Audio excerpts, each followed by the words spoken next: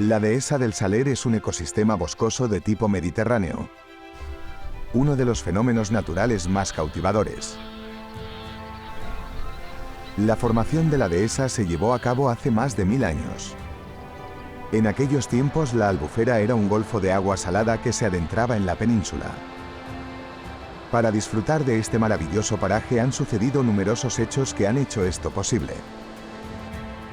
Quizás el más importante de todos sería el origen de una fina restinga que con el paso del tiempo se fue alargando hasta conseguir separar las aguas dulces del lago de la Albufera de las aguas del mar Mediterráneo. En la Devesa coexisten playas, dunas, malladas y un bosque de tipo mediterráneo compuesto principalmente por pinos carrascos y pinos blancos. Se pueden encontrar más de 800 tipos de plantas, entre ellas lianas y enredaderas que unen los árboles de este bosque.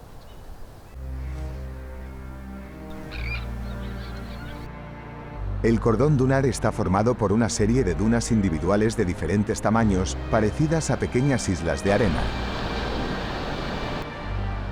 Cada una está compuesta por 3 microecosistemas que se adaptan perfectamente al clima que se exponen. El stand de Pujol, creado artificialmente en los años 70 como único objetivo de llegar a ser un puerto deportivo en el plan de urbanización del Monte de la Devesa. A días de hoy el acceso a las orillas de este lago está prohibido para evitar molestar a las aves que viven y se alimentan ahí.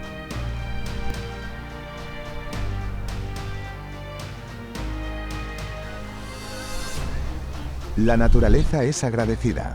De nuevo vemos que con un poco de interés por devolver o proveer a estos hábitats de unas buenas condiciones ambientales, la biodiversidad sale beneficiada.